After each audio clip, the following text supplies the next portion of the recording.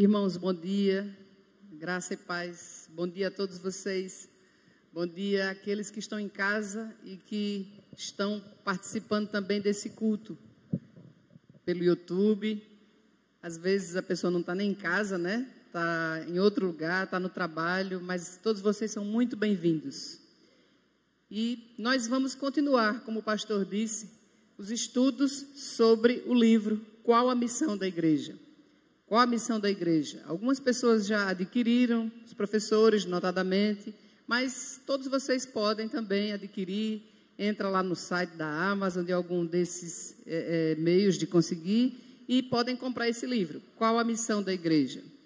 E nós estamos fazendo esse estudo, e desde o primeiro dia que eu vim dirigir essa aula, eu disse a vocês que é assim uma responsabilidade muito grande, e é com um grande temor e tremor que a gente estuda, né, participa de um assunto como esse, porque a referência para esses estudos, a referência mais próxima para nós aqui, é, por exemplo, o pastor Ronaldo Lidório, com seus livros sobre a missão.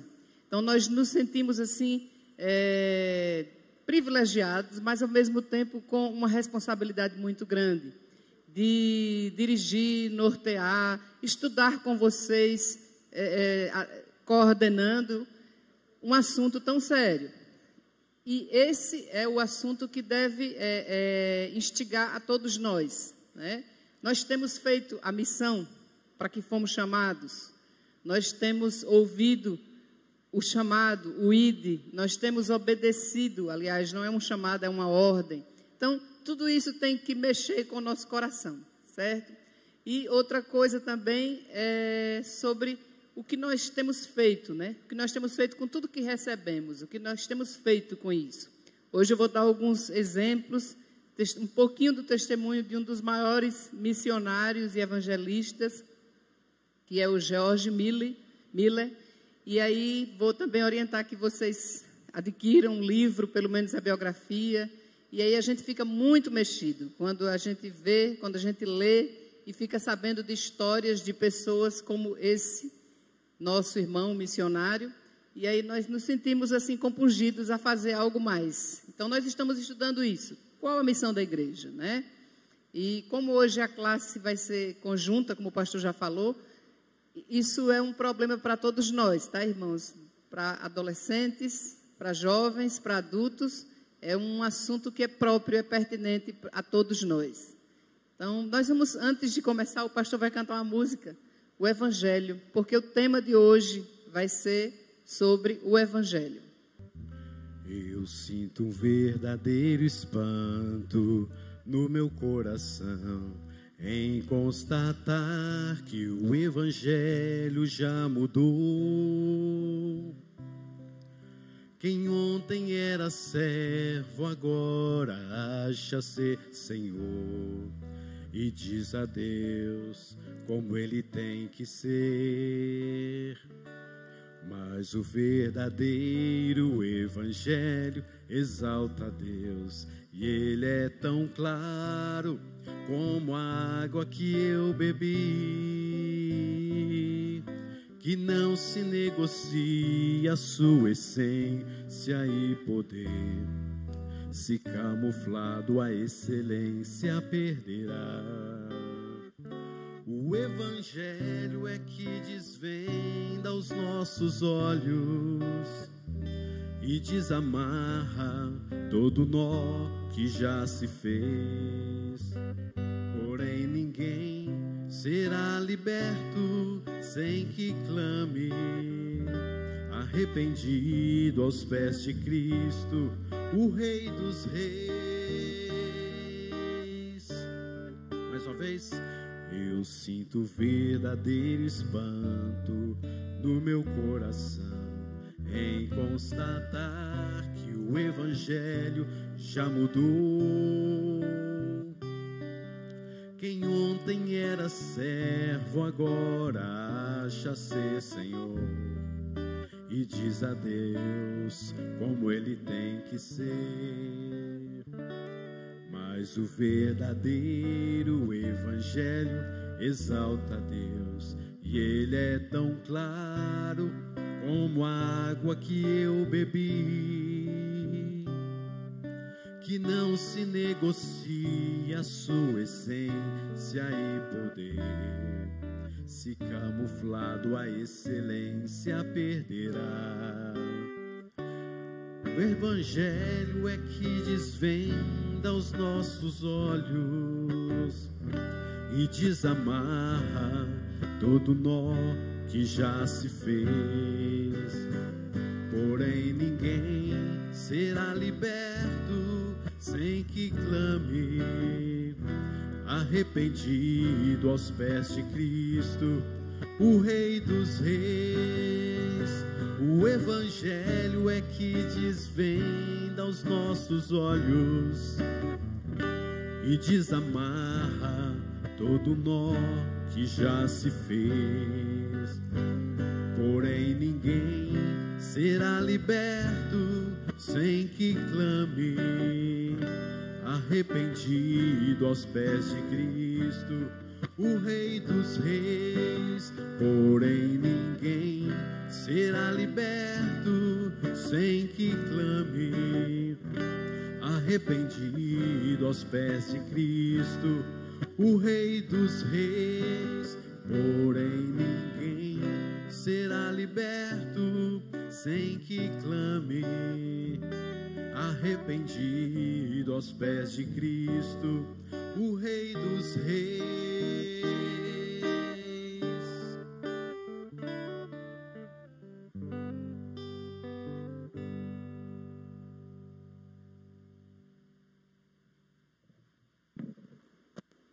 Essa é uma boa frase para começar a lição de hoje. O Evangelho é que desvenda os nossos olhos. Então, essa é uma das consequências do Evangelho na vida da pessoa, né? Os olhos são desvendados. Então, como eu já falei para vocês, o nosso tema de hoje, estamos estudando o capítulo 4 do livro Qual a Missão da Igreja? E o tema de hoje é sobre o Evangelho.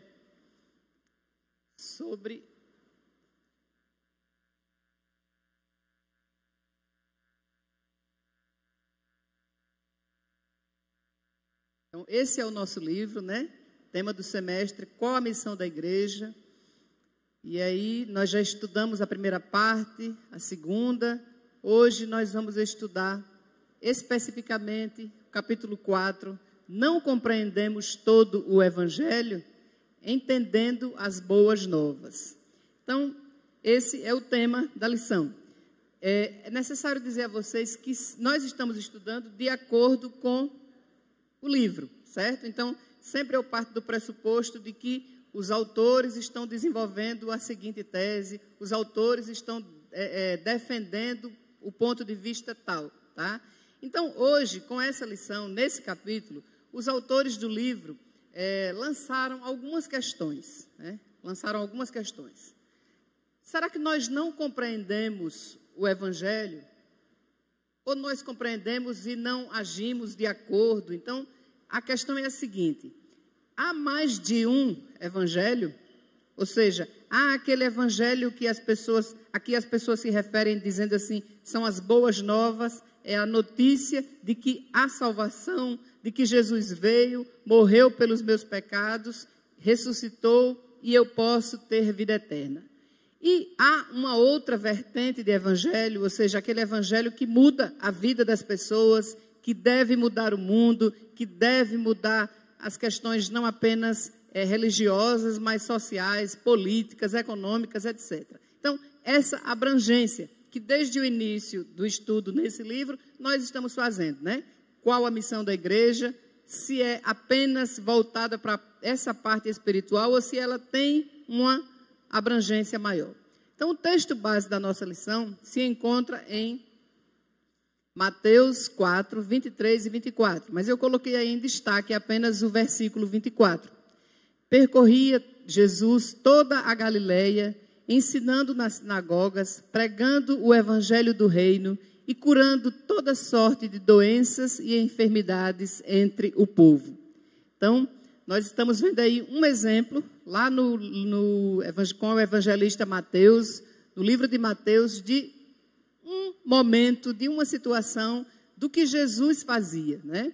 Percorria, ensinando, pregando, curando toda sorte de doenças e enfermidades entre o povo. Para a gente guardar isso como um exemplo, né? Que nós vamos ver mais adiante. Então, há 2 semanas nós estudamos o capítulo 2, que nos dizia o que Jesus nos envia a fazer no mundo.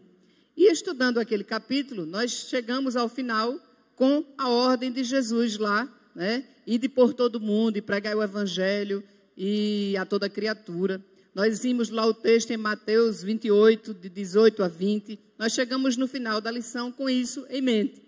Na semana passada, quando nós estudamos, vendo a narrativa bíblica do topo do Gólgota, nós estudamos toda a narrativa para entender o que é que Jesus deixou de mensagem lá no final, para ver se realmente estava respaldada a mensagem do ide por todo mundo, se Jesus confirmou aquilo ali.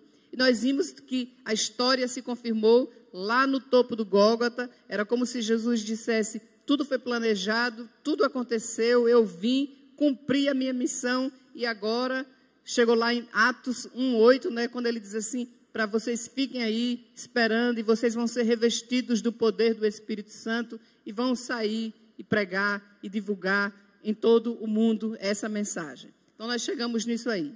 Hoje, portanto, nós vamos ver com esse tema, né, eu fazendo aqui um link da ideia dos autores, né, com esse tema de hoje. Então quer dizer que quando a pessoa é atingida, é alcançada pelo Evangelho, quando a pessoa é salva, qual é, então, essa função? Qual é a missão? Qual é a abrangência? O que é que vai acontecer na vida dessa pessoa? Né? E aí a gente vai ver, assim, que tem alguns detalhes interessantes, ok? Introdução. O Evangelho é, para alguns, arrependimento, fé em Deus e salvação. Né? A pessoa diz assim, eu sou evangélica, eu descobri que eu preciso de Deus, e Deus entrou no meu coração, e eu me arrependi dos meus pecados, Deus colocou fé no meu coração, e hoje eu sou uma pessoa salva. De acordo com os que discordam dessa definição, o Evangelho é muito mais amplo, ou seja, o que os autores estão jogando aí, lançando, é o seguinte, que há aqueles que têm essa visão bem restrita. O Evangelho é eu ser salva. Aceitei a Jesus, Jesus me aceitou, aliás, entrou no meu coração e hoje eu sou salva. Tenho consciência de pecado, me arrependi, tenho fé e hoje eu sou salva. Aí os autores lançam para jogar essa questão dizendo o seguinte, que alguns discordam, não da definição toda, mas que seja apenas isso, tá? Eles dizem que o Evangelho é muito mais amplo, é uma restauração integral do homem. Não é apenas alguém dizer eu estou salvo e pronto, e é isso aí. É uma restauração integral. Como fala dessa restauração integral, a pergunta é, então a igreja está fazendo algo ou precisa fazer algo para que ocorra, para que aconteça essa restauração integral do homem? Né? A igreja deveria trabalhar para esse fim. Não sei se estou conseguindo me fazer entender, mas é assim, o Evangelho é para pregar, para que as pessoas se convertam, para que as pessoas entendam que precisam de arrependimento, porque elas são pecadoras, elas estão salvas. Mas aí ele tem uma ação muito além. Ele tem uma ação muito além. Então essa é a questão que os autores estão jogando. Partindo desse princípio, né, de que alguns acreditam que o Evangelho é muito além disso aí, é necessário se fazer uma reorganização social, política e econômica. A pessoa precisa ir adiante, não dá para ficar apenas com aquilo para si. A vida das pessoas tem que mudar, a vida da cidade tem que mudar, o mundo tem que mudar em torno daquilo ali, em torno da eficácia e da veracidade do Evangelho. E outros, porém, ficam no outro lado, né? E, muito embora nem sempre haja essa divisão, algumas pessoas entendam, mas em algumas situações há sim essa divisão. Uns se postam de um lado, outros se postam de outro, e aí o que é que acontece? Às vezes acontecem problemas entre os irmãos, né? Eu coloquei ali que esse é o tópico da lição, que os autores colocam, ignorando uns aos outros. E aí nós colocamos assim: de um lado, a visão vai além do perdão de pecados, fé, arrependimento e salvação, mas é a transformação do mundo. Então, para alguns, vai muito além disso aí. Não é apenas fé, arrependimento, perdão de pecados e pronto, mas é a transformação do mundo. Do outro, há os que definem o evangelho como as boas novas de que Deus agiu para salvar pecadores. Pronto, Deus agiu, Jesus veio para salvar pecadores. E pronto, certo? Então, alguns irmãos, portanto, se posicionam de maneira antagônica, né? Não como se fosse um complemento, mas como se cada um estivesse puxando para si a razão, né? Então, há um clima tenso entre irmãos desses dois grupos. Os evangélicos parecem ignorar uns aos outros.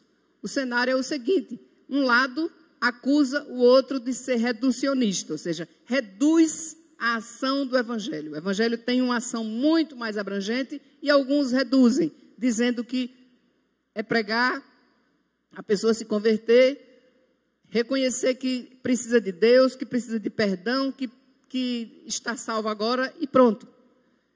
Se essa pessoa morrer assim, né, tá ótimo, está no céu, é isso aí. Então eles acham que essa é uma visão reducionista.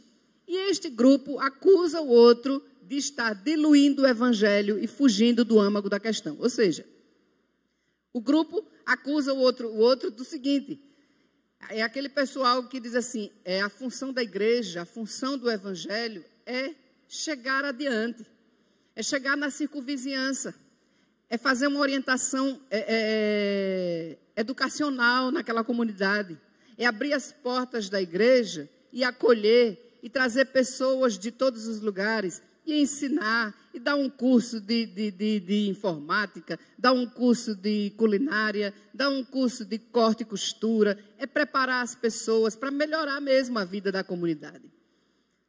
E aí eles acusam esse grupo, né, o grupo que de dizer que é apenas para a salvação do homem e tal, esse grupo acusa o outro de que está diluindo o evangelho, deixando de pregar, deixando de dizer apenas a verdade: arrependei-vos, porque o tempo está próximo. E pronto, fé e arrependimento e isso. Está claro isso, não está, pessoal? Está clara essa ideia? Então, eu estou, como disse no início, tentando passar a questão que os autores colocam. Porque depois de anos de estudo sobre isso aí, não foi uma coisa inventada, é porque existe na realidade. E às vezes existe uma grande confusão, certo? Em torno disso. Mas vamos adiante. Portanto, os autores intitulam essas correntes que existem como dois focos. É o foco amplo, que vê o evangelho como essa coisa abrangente, que realmente chega na vida da pessoa, desvenda os olhos, muda a história não apenas da vida de uma pessoa, mas de uma comunidade, pode atingir uma cidade, o mundo, etc. Tá? E aqueles que acham que não, que é uma coisa mais restrita, é salvar do pecado, salvar da perdição eterna e pronto, certo?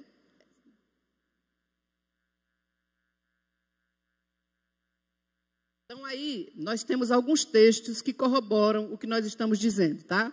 Mateus 4, 23, que é o texto que nós lemos, né? Ensinando. Então, Jesus saía para pregar o evangelho.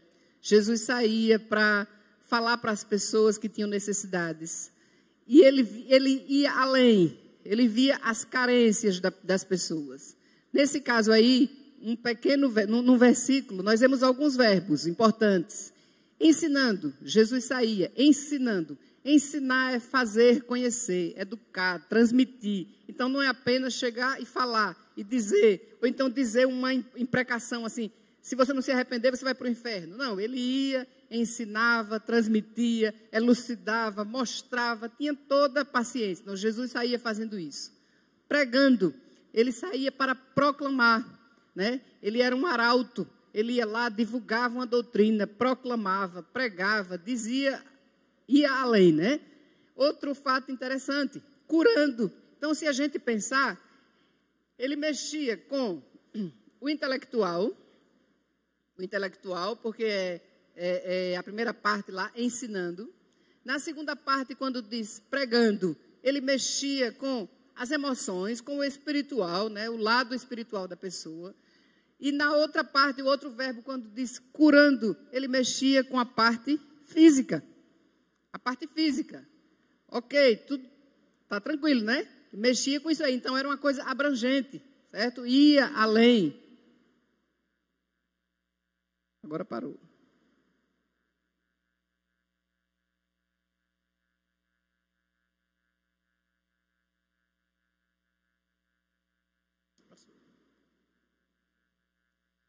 Isaías 9:1 é outro texto que nos traz isso aí. Se vocês abrirem rapidamente, Isaías 9:1, vocês vão perceber sobre o que fala, né?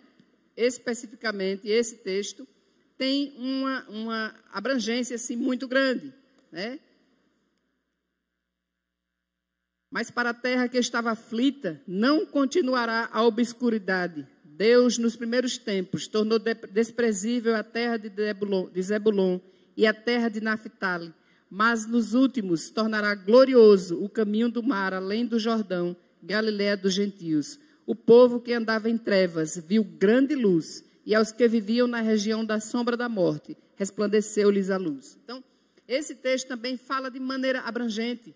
Não era apenas a pessoa, a terra que andava em trevas, a terra que andava aflita. Então, há uma melhora, há uma mudança. A luz chega não apenas para mudar a vida de uma pessoa, de uma comunidade, apenas uma pequena comunidade, mas chega e irradia em todo aquele ambiente. Então, 9:1, né? O reino está próximo.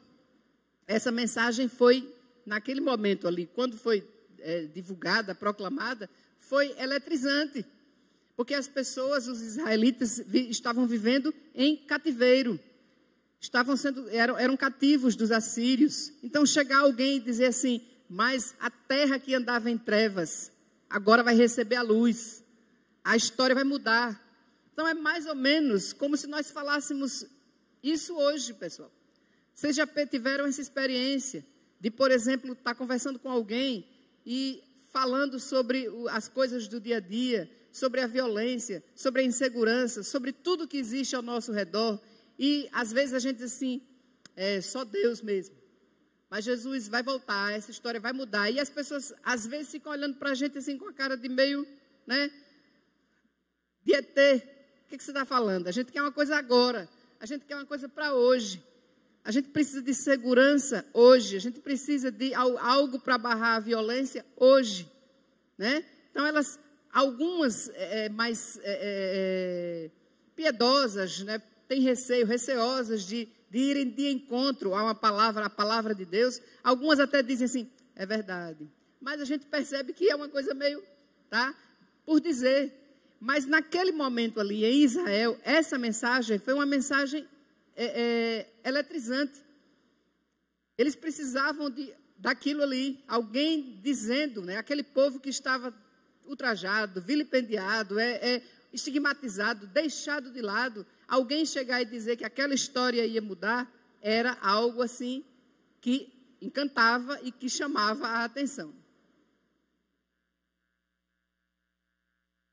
Então, continuando, não mudou, mas vai mudar daqui a pouco, né? A exemplo do... Passou 2 agora já. Continuando isso aí, nós vemos o texto lá em Lucas 4, 18 e 19. Lucas 4, 18 e 19 é aquele texto em que Jesus começa a citar o texto de Isaías, certo? O texto de Isaías. Se vocês abrirem aí, vocês vão perceber. Jesus estava lá no meio com os sacerdotes e ele começa a citar o texto de Isaías. Lucas 4, de 18 e 19. E ele diz o seguinte: o Espírito do Senhor está sobre mim, pelo que me ungiu para evangelizar os pobres, enviou-me para proclamar libertação aos cativos e restauração da vista aos cegos, para pôr em liberdade os oprimidos e apregoar o ano aceitável do Senhor. Então, Jesus estava falando sobre isso. Isso estava sendo dito por aquele que era o maior de todos os pregadores. E aí, alguns dessa visão ampla, dizendo o seguinte, que essa é a missão específica, né? Mas depois a gente vê várias análises que, por exemplo, quando se refere a pobres, pobres não são apenas os pobres financeiramente, mas pobres podem ser os pobres de espírito. Os pobres porque têm carências, têm necessidades. Quantas pessoas tão ricas que nós conhecemos, pelo menos de ouvir falar, e que são totalmente pobres, espiritualmente falando. Não tem nada, não tem nem certeza de nada. E nós nos lembramos, às vezes, da frase lá, louco, de que adianta ganhar o mundo inteiro e perder a tua alma. Então, mas esse texto aí, especificamente, dá um respaldo muito grande a essa visão ampla do Evangelho. O Evangelho vai além. Vou evangelizar os pobres, que são pobres e ricos, proclamar a libertação dos cativos, restaurar a vista aos cegos, pôr em liberdade os oprimidos, apregoar o ano aceitável do Senhor, consolar todos os que choram. Então, realmente, é uma visão ampla. E a Bíblia não mente. E ela não entra em contradição. Isso está lá no texto, e esse texto foi citado, inclusive, por Jesus, Aí vem o pessoal do foco restrito. Aquele foco mais restrito que o Evangelho é: quem crê, reconhece seus pecados, pede perdão, está salvo. Pronto, certo? Então, em Atos 10, 43, por exemplo, é um texto que nos mostra isso aí. Quem crê, recebe remissão de pecados. Simples assim. Isso é o Evangelho na vida da pessoa. A pessoa está salva. A mensagem chegou aos gentios, todo aquele que crê. Naquele momento lá, em Efésios 2, 13 e 14, aí o texto diz: todo aquele que crê. Não era apenas para aquele povo, o povo de Israel, mas era para os gentios. Já tinha passado aquela experiência de Pedro, quando ele tem aquela visão e ele aprende, ele sabe que a pregação do Evangelho era para todos, os gentios também. Então, e a simplicidade é essa. Não é isso que nós dizemos às vezes às pessoas, não é isso que é necessário dizer. A gente espera, inclusive, que depois a obra se complete, A obra se complete, inclusive, como a Bíblia diz.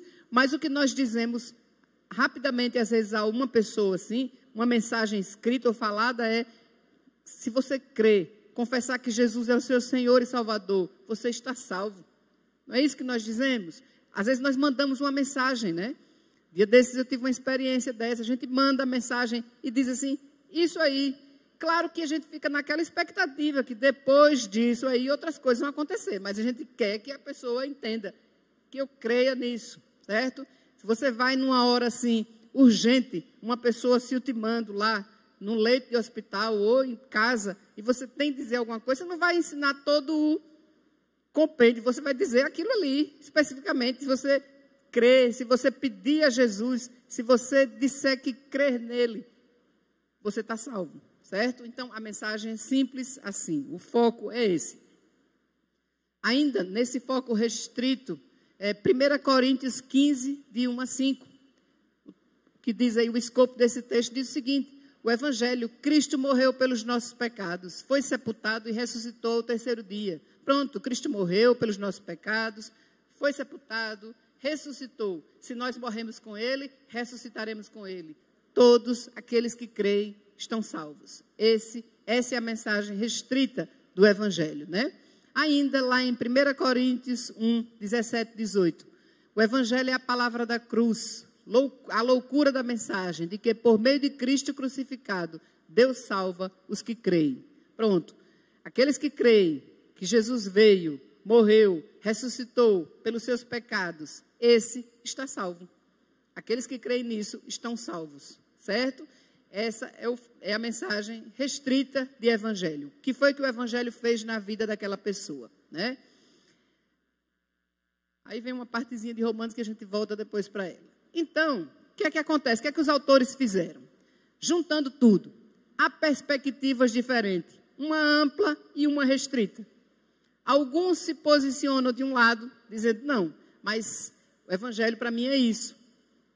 Eu estou salva. Um dia eu ouvi a mensagem de Jesus, Ele me salvou, e isso é o Evangelho. Pronto. O outro vai além um pouquinho e diz que o Evangelho mesmo é você ir adiante, você levar ajuda para todas as pessoas que precisam, é você mudar a história daquelas pessoas, é fazer algo mais, tá? Então, perspectivas diferentes. Evangelho, para alguns a definição pode ser todo o complexo de promessas, todas as promessas. A promessa de uma nova terra, de um novo mundo, a promessa de cura, a promessa de uma vida diferente, de uma mudança na questão social, educacional, etc. Então, é um complexo de promessas. Ou o Evangelho é a mensagem de que pecadores podem ser perdoados por meio do arrependimento e na fé, na morte e ressurreição de Jesus. Essa é a mensagem, né? Então, os autores procuram a partir daqui, então, juntar tudo e ver o que é que acontece, né? Como é que a gente se identifica, como é que a gente se encaixa, o que é que a gente vê nisso aí, né? Nesse foco amplo, quando uma pessoa pergunta assim, o que é o Evangelho para você? É como se a pessoa perguntasse, em que mensagem uma pessoa tem que crer para ser salva, né? O que é que a pessoa precisa crer para ser salva? Nesse foco amplo, né? Então, no outro foco, a pergunta se restringe um pouquinho, né? Jesus me salvou e é isso aí, é essa a mensagem. Eu queria ler aquela frasezinha ali, mas não estou achando.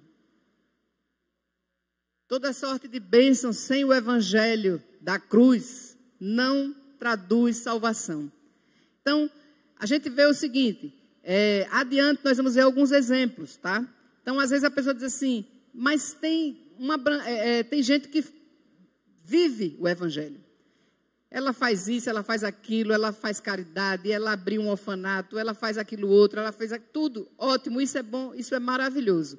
Mas toda essa sorte de bênçãos, sem passar pelo Evangelho da cruz, não traduz salvação. Não quer dizer que as pessoas estão salvas. Nem quem está fazendo, nem quem está recebendo. São coisas boas? São. Coisas ótimas, maravilhosas. Mas isso não quer dizer. Um político, uma pessoa qualquer, uma pessoa de um coração bom, pode muito bem fazer coisas maravilhosas dentro de uma cidade. Mudar a história de um povo. Envidar todos os esforços para transformar a educação. Isso é ótimo. Não tem nada de errado nisso, tá certo? Mas a conclusão que a gente chega, juntando isso tudo, é que todas essas bênçãos, tá? Se elas não passarem pelo Evangelho da cruz, pela cruz, Jesus veio, morreu, ressuscitou por mim, por você, aquilo ali não vai ser. Não vai traduzir em salvação. Não vai dizer que a pessoa é cristã por causa daquilo, tá certo? Então, antes de a gente dar sequência aí, como eu mostrei, ignorando uns aos outros, que de um lado existem alguns que pensam assim, do outro existem outros que pensam assim, eu coloquei até uma frase aqui assim, o que não pode haver de fato entre os cristãos é julgamento, indiferenças e cismas. Isso é que não é evangelho. Então, o que não pode acontecer é isso.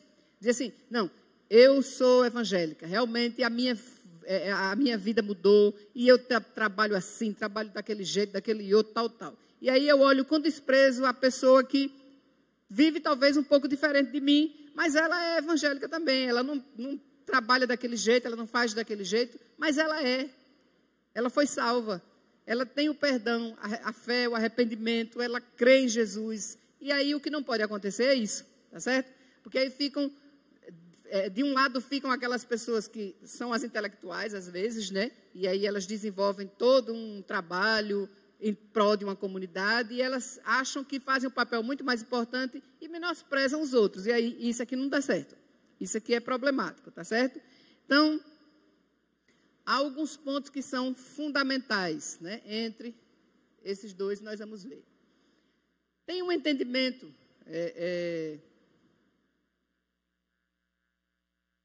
que os autores colocam, e antes dele eu queria dizer o seguinte, essa luta para viver esse evangelho, dizer assim, eu sou salvo, Jesus entrou no meu coração, me deu consciência de pecado, colocou fé no meu coração, me deu arrependimento e eu posso dizer que sou salva, e viver com todas essas mazelas que existem ao nosso redor, é a nossa luta diária mesmo, pessoal. Essa é a nossa luta diária. Por exemplo, Como é que eu posso viver aquele texto que Jesus se referiu lá em Lucas 4? Como é que eu posso ser luz para as pessoas, ajudar, livrar os oprimidos, fazer a minha parte, ser sal e luz nesse mundo? Então, essa é a nossa luta. Nós somos cidadãos dos céus, mas nós moramos aqui. Nós estamos aqui, vivemos nessa terra, pagamos impostos, sofremos, temos carências, perdas. Nós estamos passando por esse momento agora. Não é verdade? Então, nós podemos chegar para as pessoas, levar essa mensagem de esperança, dizer que Jesus salva e que se ela tiver fé e ela tiver segurança, se ela se arrepender e ela pedir perdão dos pecados, Jesus salva a vida dela. Mas nesse momento específico, não só no nosso estado, no nosso país, mas no mundo, as pessoas querem uma mensagem de esperança de hoje. Esses dias eu recebi uma mensagem, uma pessoa mandando assim, pedindo especificamente por uma pessoa que estava muito mal com a Covid, estava entubada, e ela mandou uma mensagem para mim assim, cedinho, quando eu acordei já estava a mensagem: Simone, ore, eu acredito muito na fé de vocês, né, ore e tal. É uma situação difícil, pessoal, mas a gente não pode chegar para uma pessoa dessa e dizer assim, se tudo der certo e Jesus entrar no coração dessa pessoa, ela vai para o céu, ou então ela está tudo bem. A pessoa quer uma oração naquele momento, quer alguma coisa, uma palavra de esperança. O que eu podia dizer é que Deus pode todas as coisas, e que se Ele quisesse, Ele poderia fazer um milagre, e que a gente ia orar sim, claro, mas que Ele está no controle de tudo, né? E que se Ele quisesse, Ele podia fazer um milagre, podia reverter aquela questão, podia reverter aquela situação. Aquele não era um momento, pessoal, aquele não era um momento como tantos outros, né? Não são de a gente chegar e dizer, está vendo? O que aconteceu? É o pecado do mundo, é o homem como está, são as mazelas, tudo isso já estava predito, agora vai ser assim. Era o momento? Não era o momento para aquilo, né? Então, era o momento de orar realmente, era o momento de chorar com aquela pessoa, é o momento de, infelizmente a pessoa faleceu, de depois ter que chorar junto com aquela pessoa, que mandar uma mensagem, e que dizer alguma coisa, e que dizer que nós estamos tristes, nós todos estamos sofrendo. Esse momento não é talvez dessa mensagem tão triunfalista assim, né, que nós estamos, tá? Nós estamos caminhando, o mundo está caminhando, nós vamos para o céu e tal. Agora as pessoas querem ouvir essa mensagem. E Jesus agiu, deixou vários exemplos para a gente, em diversas situações dessa forma, sentindo a dor das pessoas. Foi ou não foi? Sentindo a dor das pessoas, né? Jesus fez assim com a mulher samaritana, Jesus fez assim com a mulher que foi pega em flagrante adultério, Jesus fez assim com o homem lá no tanque de Betesda. Então, sentia a dor das pessoas e fazia aquilo. Eu acho interessante aquele texto, aquela história lá do tanque de Betesda, que Jesus cura. Quando ele pergunta, queres ser curado? O moço não responde objetivamente. Ele diz assim, ninguém pode me ajudar, eu estou aqui há não sei quantos anos, ninguém me ajuda. Quando as águas sobem, quando as águas descem, ele justifica, ele não diz nem sim, nem não. Mas Jesus cura. Ou seja, ele queria conversar, ele queria abrir o coração. E Jesus escutou e curou. E naquele momento Jesus não disse nada, mas o texto continua e lá adiante mostra um momento em que eles se reencontram. Lembram-se disso? Eles se reencontram. E aí Jesus diz assim, cuidado para não te acontecer coisa pior. Ou seja, você estava numa situação ruim, cuidado para não acontecer coisa pior, vai, não peques mais. Então naquele momento era o momento agora de dar uma palavra, de chamar atenção, de ter um cuidado, de aconselhar de maneira mais firme. Certo? E Jesus fez aquilo. Então, nós vivemos nesse mundo e temos todas essas demandas ao nosso redor, né? Nós precisamos visar a salvação eterna das pessoas, mas precisamos também estender-lhes a mão diariamente para as necessidades mais prementes, mais básicas que existem. Às vezes, necessidade da comida, necessidade de um dinheiro, necessidade de algo mínimo para uma escola, para alguma coisa desse tipo. Não dá para simplesmente dizer, Deus te abençoe, e a pessoa vai. Não dá, certo? Então, nós podemos anunciar para essas pessoas que a morte não é o fim. Claro que devemos anunciar. A morte não é o fim. se nós tivermos Jesus no nosso coração, tivermos certeza dessa salvação, aqui é só uma passagem, nós vamos passar para outro lugar, certo? Então a morte não é o fim, mas não podemos, num momento assim de tanta dor, talvez exaltado, sei lá, de forma que parece até uma apologia à morte. Não podemos, nesse momento as pessoas querem ouvir alguma coisa sobre vida, né? Sobre vida. Então, essa luta, dessa visão ampla e restrita, é nossa. Nós vivemos isso no dia a dia. Somos salvos, precisamos transmitir essa mensagem de salvação, mas há um passo a mais a ser dado, tá certo? Então, um entendimento sobre isso, mudando o foco, né? Os autores do Novo Testamento vão de um foco a outro, normalmente. Ou seja, vão desse foco restrito ao foco amplo, normalmente. Eles falavam daquela necessidade de conversão, disso, aquilo, mas eles iam para outro foco, o foco mais amplo, de ajudar o próximo, de fazer alguma coisa pelo outro, de atender às necessidades, de curar. Eles iam além e falavam disso normalmente. Então, o que é que a gente está percebendo? Que, na verdade, não há essa divisão, não há essa dicotomia entre evangelho restrito e evangelho amplo. A gente está chegando a esse ponto com a orientação dos autores, né? Algumas implicações. Não é correto dizer que o evangelho é a proclamação do reino de Deus, que o reino de Deus vai chegar, mas sim a declaração do reino de Deus, juntamente com o meio de entrar neste reino. Então, nós proclamamos que o reino de Deus vai chegar sim, mas nós pregamos que há uma possibilidade de se entrar nesse reino, que quando nós temos Jesus no nosso coração, nós já vivemos esse reino de Deus, nós já estamos aqui vivendo esse reino de Deus. Então, não dá para apenas chegar para as pessoas e fazer uma mensagem de imprecação, né? Você vai para o inferno, vai acontecer isso, você tem que contar toda a história. Jesus veio, morreu, ressuscitou pelos nossos pecados. E aí, esse é o reino de Deus, que a gente vai já andando a partir daqui, sendo sal e luz nesse mundo, né? Esse momento, nós temos que passar essa mensagem, né? Tem um exemplo que é muito interessante, que desde a outra semana eu estava para falar e me esqueci. Hoje eu já falei para vocês sobre esse missionário, George Miller, que é um dos missionários que a história cristã registra, um dos mais importantes. George Miller teve uma função, assim, uma missão, que deixa a gente com o coração na mão, imaginando assim, meu Deus, eu não chego nem perto de uma coisa dessa. George Miller deu uma assistência a 10 mil órfãos. Ele criou orfanatos e ele deu assistência a 10 mil órfãos. Isso, no testemunho dele, a gente lendo, porque a gente acha uma coisa impossível. Mas ele fez literalmente assim, na dependência total de Deus. Ele não tinha nada, não tinha nada. Ele chegava e colocava diante de Deus: Senhor, esse é o meu plano, essa é a minha ideia. Se o Senhor quiser, isso vai acontecer. E o dinheiro ia chegando, ia aparecendo, as coisas iam acontecendo. Então, George Miller, por que eu trouxe o exemplo dele aqui? Foi um dos maiores evangelistas. Então, pregar a mensagem do evangelho para a salvação das pessoas era a coisa mais importante e era o que ele mais queria e sabia fazer. Mas ele conta lá no testemunho que um dia ele andando lá pela cidadezinha da Inglaterra, e ele estava se preparando para ir ser missionário em outro lugar, em outra parte do mundo.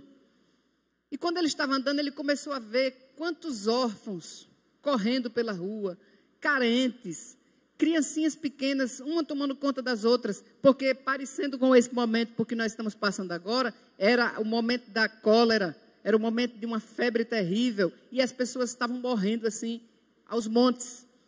Muito pior, porque não havia nem noção, nem meios de higienização como tem hoje. Então, as pessoas pegavam a doença e morriam em 12 horas. E as crianças foram ficando órfãs naquela cidade, uma coisa horrível.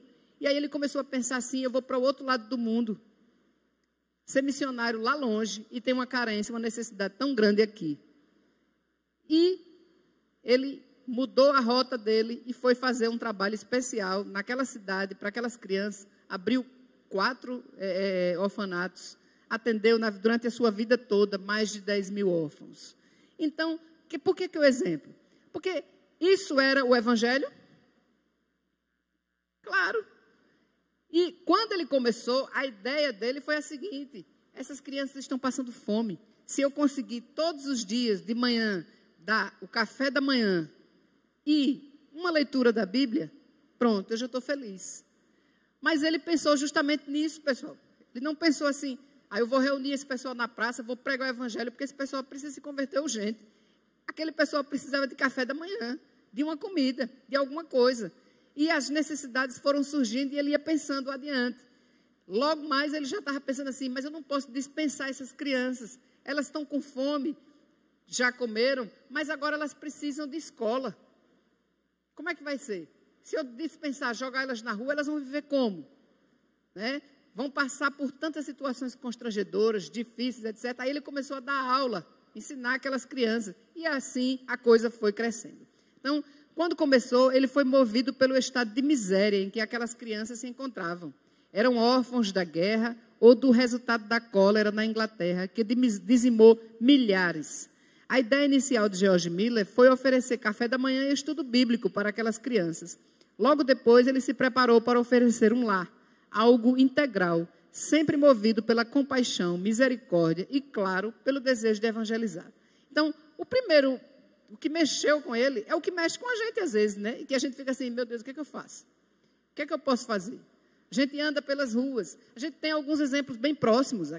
O pastor Manuel Vieira, que faz aquele trabalho no Manaim, né, acolhendo as pessoas que têm problemas com as drogas, as pessoas que vivem marginalizadas. Então, a gente vê como é que a coisa acontece. É o evangelho em ação. O evangelho em ação, certo? E aí, os autores falam disso aí, que a gente pode ter um entendimento, algumas coisas que devem ser e que a gente pode fazer, né? Algumas implicações que existem para a gente observar. Alguns exemplos de Jesus, né? Eu até já comecei a falar. Sobre isso aí do testemunho de George Miller, eu disse o seguinte: ele primeiro pensou nas necessidades, e Jesus muitas vezes fez isso. Primeiro ele atendia as necessidades. Depois ele ia e tocava lá na ferida, no problema do pecado, na circunstância, no que havia acontecido com aquela pessoa. Né? Porque a vida, ele podia até curar da doença, mas um dia a pessoa ia morrer, um dia a pessoa ia ter necessidade de algo além dessa vida aqui. Mas ele atendia essas necessidades, né?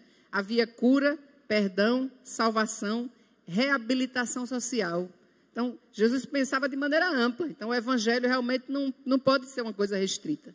Ele pensava de maneira ampla. Quando ele curou o leproso, por exemplo, ele curou, ele perdoou e ele facilitou a reabilitação social daquele moço. Quando ele disse assim: vá lá e mostre ao sacerdote. Não era assim? Porque para que o leproso pudesse ter acesso novamente a uma vida social normal, ele tinha que ser liberado, dizer: está curado. Aí ele pode voltar a ter uma vida social normal. Então, a coisa era ampla. A coisa era ampla. Então, fé, arrependimento, perdão, esse é o reino, esse é o evangelho, né? Esse é o evangelho. Então, nesse entendimento final, algumas implicações, né? É errado dizer que a proclamação de todas as bênçãos do reino é uma diluição do verdadeiro evangelho. Então, às vezes, porque tem alguns do foco amplo, outros do foco restrito, aí diz assim: não, mas aquilo não é evangelho.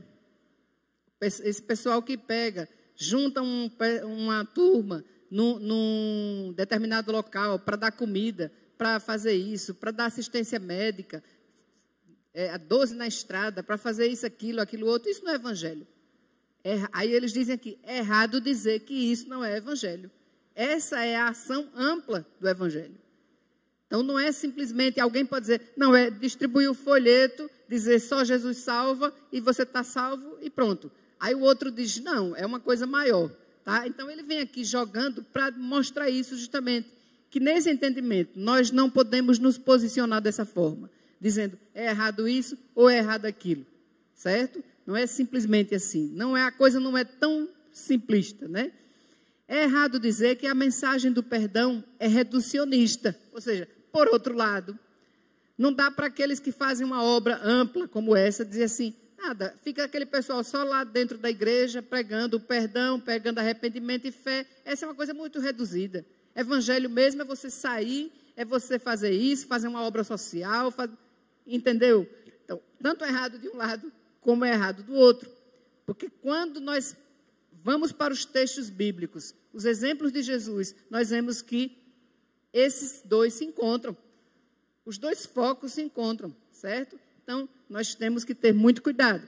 Ninguém é cristão apenas porque está vivendo uma vida de reino.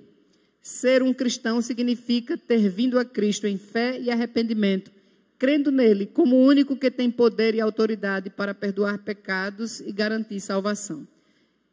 Explicando isso aí, né? Então, às vezes a pessoa tem uma vida boa que é fruto, inclusive, dessa graça comum de Deus.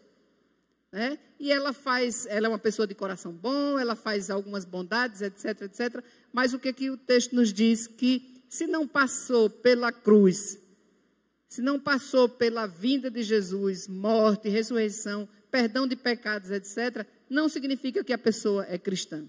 Ela está fazendo uma parte daquilo ali. A gente não ouve muitas coisas desse tipo, pessoal. E às vezes a pessoa é movida por uma ideia de que quanto mais boas obras eu fizer, eu vou conseguir, eu vou ter um merecimento. Não é assim que a gente ouve? Então, ninguém se torna um cristão por isso. Tem que passar por aquela parte todinha do evangelho da cruz, né?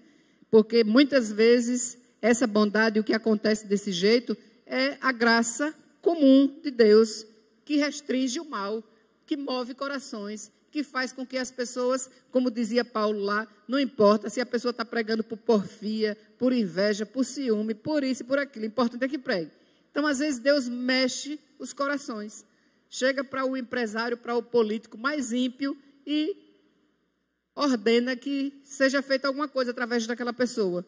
Uma escola de artes, uma escola para crianças carentes, alguma coisa desse tipo. E ajuda aquela comunidade. Mas ele não se torna um cristão porque está fazendo algo desse tipo, né? Desse tipo. Não é a boa obra que torna a pessoa cristã, mas o verdadeiro cristão pratica as boas obras. Nós fomos chamados para praticar as boas obras, não é isso? Então, essa discussão, essa divisão não pode continuar existindo. Não dá para a pessoa dizer assim, não, mas as boas obras não salvam. Não, não são as boas obras que salvam, mas se eu sou salva, eu pratico as boas obras. É uma consequência, ela não é uma causa. As boas obras não são causa para a salvação, mas são consequência. Uma vez salvo, a pessoa é chamada para praticar essas boas obras. Então, na conclusão, há apenas um evangelho. Então, voltando, né, coisa de professor, a proposta lá do início era que existe o evangelho amplo e o evangelho restrito. O que é que a gente chega na conclusão? Há apenas um evangelho. Há apenas um evangelho. Não há possibilidade de um verdadeiro cristão dizer-se adepto do evangelho da cruz ou então do evangelho do reino das boas obras. Eu sou cristão, eu apenas acredito nas boas obras e pronto. Certo? E eu acho que se eu fizer isso, eu estou mudando a vida da pessoa de maneira integral. Não interessa a mensagem a ser pregada, não interessam as doutrinas, eu estou praticando as boas obras. É isso aí. Ou então o outro se posiciona de outro modo. Aí diz, não, boas obras não é comigo não, porque é fé e arrependimento e perdão de pecado e pronto, só isso. Nenhuma coisa, nem outra, tá? O evangelho não pode ser dividido desse jeito. Por quê? Porque a fonte do cristão, o manancial, a fonte de onde jorra tudo isso, é a mesma, é a cruz. Para a pessoa dizer que é cristã, que faz aquilo como uma atitude cristã, a fonte é a mesma, é a cruz. E as boas obras, o serviço pelo reino, são consequência dessa cruz. Então é óbvio, a pessoa vai fazer. Aí é claro, tá, pessoal?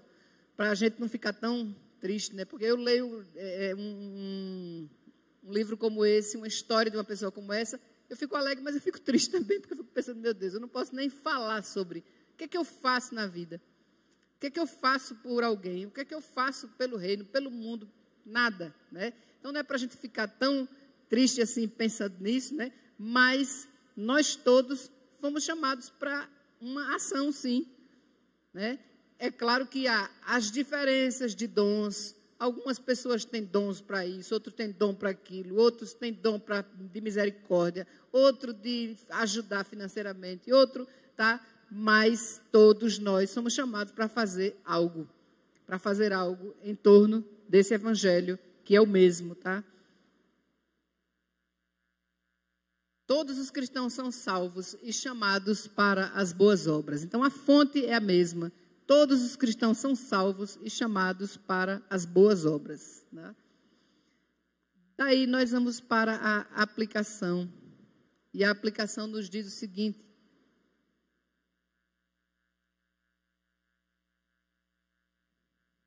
temos apequenado o evangelho, porque o que acontece, a proposta dos autores, eles dizem o seguinte, que às vezes o que tem acontecido é que se tem apequenado o evangelho, ou seja, o evangelho é só aquilo ali, é uma coisa pequena, é isso aqui e pronto. A gente vive aqui nas quatro paredes, está salvo e é isso, está acabado. Aí a pergunta para a gente pensar, para eu e você pensarmos, nós temos apequenado o evangelho, tornado uma coisa pequena demais, tá? Saído daquele âmbito, como eu não consigo fazer uma coisa tão grande, como eu não consigo cuidar de 10 mil órfãos, eu também não cuido de nenhum, né? Eu também não faço coisa alguma. Então, nós temos apequenado esse evangelho, né? Nós temos seguido a ordem do ide por todo mundo e pregar o evangelho a toda criatura, né? Toda criatura, porque essa é uma necessidade, né? Não é, por exemplo, mesmo aquele que está fazendo as boas obras, se é em prol do reino, a mensagem principal é essa. É levar a mensagem da cruz, ir por todo mundo e pregar o evangelho. Então, nós temos alguns exemplos aqui, né? Nós temos o missionário Alexis, ele faz aquele trabalho de futebol com as crianças e a ideia é evangelizar. É ensinar um esporte e evangelizar. Por que o esporte? O esporte é a vida dele, faz parte da vida dele. Ele trabalha com isso. É aquilo que é o dom que Deus deu. Aí eles trabalham, ele e a esposa Valéria e os meninos, trabalham numa cidadezinha, Rompes de Bão, na Bahia, e é um trabalho mais ou menos desse jeito, pessoal. É levar luz nas trevas, é levar esperança numa terra seca, seca literalmente. É ensinar uma profissão, é levar hábitos de higiene, é mudar os hábitos familiares, chegar para aquelas famílias com tantos problemas nos casais, marido, mulher, etc., problemas de machismo, disso, daquilo, é ensinar novos hábitos. Então, essa é a missão, essa é a função. E nisso aí está sendo pregado o evangelho, né? Seria diferente realmente se ele dissesse, não, é um cidadão que reúne uma turma para jogar um futebol, depois tomar uma cerveja, fazer um churrasco e dar comida a todo mundo, distribuir cesta básica. Percebeu, né? É diferente. Então, a função é essa, a missão é essa. O que podemos fazer para seguir a orientação de Lucas 4, 18 e 19? Aquele texto lá que Jesus se referiu, de Isaías, né? Libertar os cativos, os oprimidos, dar vista aos cegos, os pobres, fazer alguma coisa. O que é que nós podemos fazer? Então, cada um tem o seu campo de atuação. Cada um tem um jeito, né? E o que nós precisamos muitas vezes é abrir o coração e a mente. Abrir o coração e a mente. E às vezes tem a pessoa do nosso lado que tem uma ideia assim, brilhante, uma ideia tão boa. E ela chega e a gente pode juntar com ela e fazer aquilo que vai servir de abrir os olhos das pessoas. Abrir os olhos das pessoas. Às vezes como professor, como um autônomo, como uma pessoa, na profissão qualquer que a pessoa tiver. A pessoa pode ser luz, pode ajudar, né? Pode fazer algo para mudar essa história.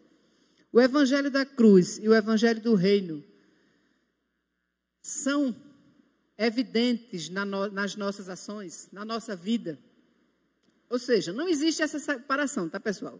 Mas isso é evidente, ou seja, passar pela cruz, somos salvos, mas vivemos em prol desse reino, sendo sal e luz nesse mundo. Isso é evidente? Ou seja, dá para a pessoa olhar e dizer assim, eu não sei se aquela pessoa é crente, nunca perguntei, mas olha, ela age de um jeito que eu acho que é.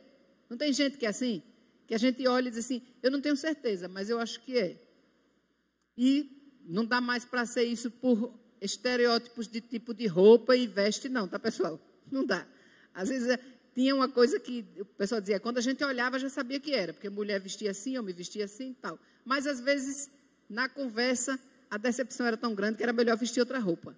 Certo? Era melhor vestir outra roupa, não se preocupar com isso. Então, não pode ser pelo estereótipo externo. É claro que tem um sentido, tem uma lógica também nisso aí. Né? Você não vai olhar alguém que se veste de maneira que só é para se expor e você achar que você imagina que a pessoa já teve alguma coisa que mudou a mente. Tá? Mas, voltando para a pergunta, né? Será que nós somos vistos dessa forma? Alguém olha e diz assim, eu acho que é. Porque a pessoa trabalha, faz isso, faz aquilo, em prol dos outros, luta por uma melhoria de vida, tal. E quando eu fui conversar com ela, realmente a mensagem é diferente, certo? Então, isso tudo é para que nós possamos pensar para nós mesmos, né? O que é que nós temos feito com esse evangelho, que deve ter na nossa vida uma ação restrita e ampla. Amém? Então, no próximo domingo, vocês estarão muito melhor acompanhados com o pastor Lucas, provavelmente, certo? Ou então com o presbítero Cláudio.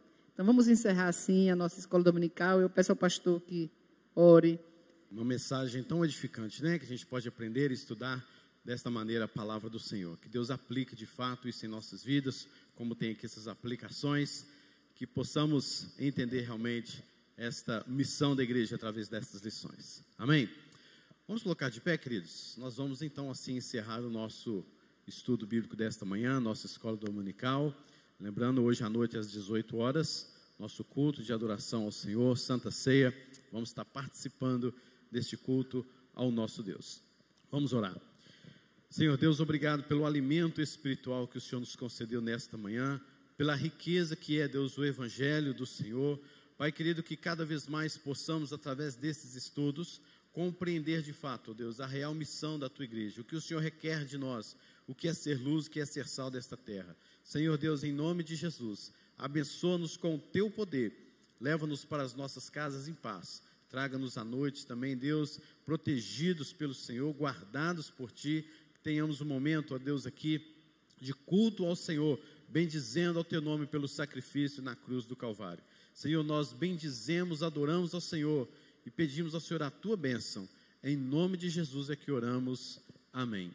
Meus queridos irmãos, que a bondosa graça eterna do nosso Pai Celestial, a comunhão, as ternas consolações, o fruto do Espírito, a presença do nosso Senhor, nosso Mestre e Salvador Cristo Jesus, repousem sobre vocês, sobre o seu lar, sobre toda a igreja de Cristo nesta terra, hoje e para todos sempre. Amém e amém. Amém, queridos. Estamos assim encerrados. Que o Senhor te abençoe em nome de Jesus.